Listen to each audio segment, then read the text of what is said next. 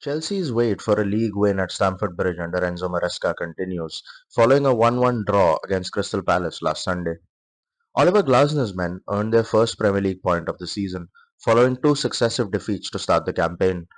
Palace also stopped a run of 13 successive defeats against Chelsea, dating back to April 2017.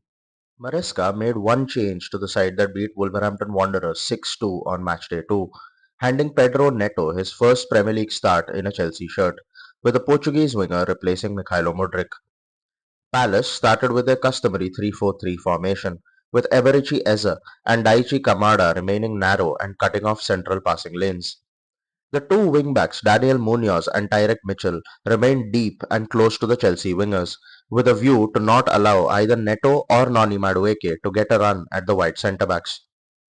With three men in the first line of the Palace press, we saw something different from the Blues in build-up. Rather than forming the familiar 3-2 shape with Malo Gusto inverting alongside Moises Caicedo, the latter instead dropped between the two centre-backs to essentially form a four-man back line, with Wesley Fofana playing as a right-back.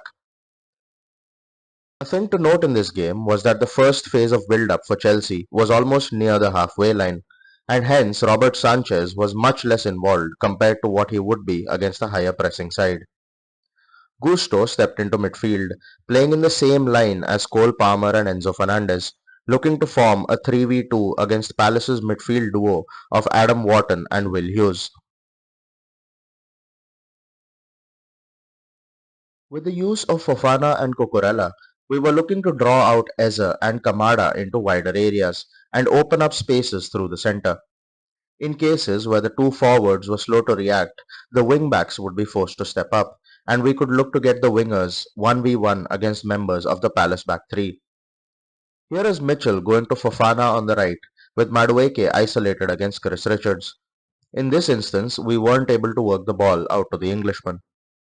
On the other side, here is Cucurella drawing out Munoz, with Enzo Fernandez subsequently having the opportunity to set Neto on his way. The midfielder's final ball, though, is way below par and easily cut out by Nathaniel Klein. This wasn't the only wayward pass the Argentine played in the first half either. Here, in minute 15, the aforementioned numerical advantage in the middle of the pitch was on show, with Gusto finding Enzo and Palmer running off the back of his marker and attacking the last line of defense.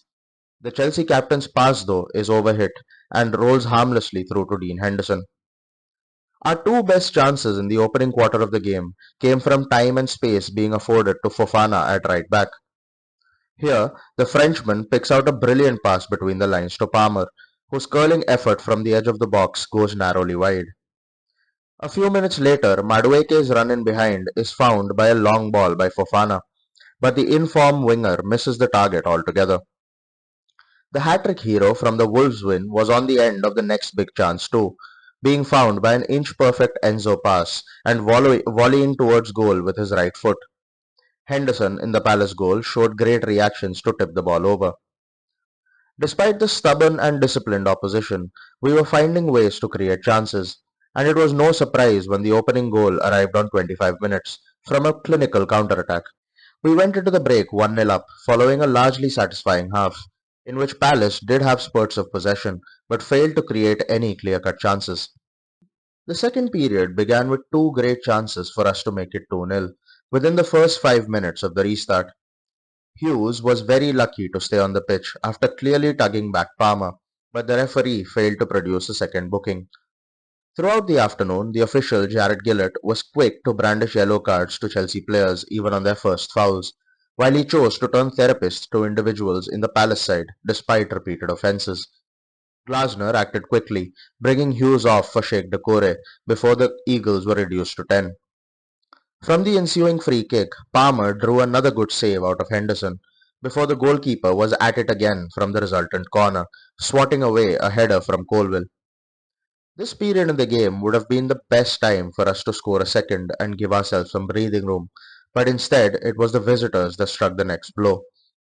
From a free kick situation where Doucouré's shot was blocked, the ball fell to Eze on the edge of the box, and the Englishman made no mistake with a curling effort into the far corner. In the final half hour of the game, Our attempts to force the issue and get the winner seemed way too hurried and lackluster. With Palace sitting in a compact 5-4-1, Palmer was our deepest man in build-up, while the wingers hardly received the ball in threatening situations. We can see the contrast in Madueke's involvement in the two halves, with the Englishman not having a single touch inside the Palace box in the second 45. There were also a fair share of misplaced passes, poor decisions, and a general lack of interplay in and around the penalty area.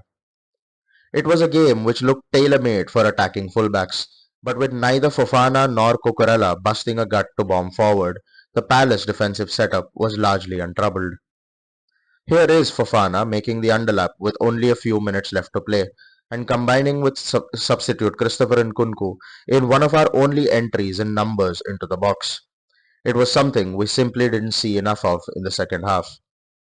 There were late goals in both the fixtures between these sides last season, but despite a total of 5 attempts after the 90-minute mark, neither team was able to land the telling blow.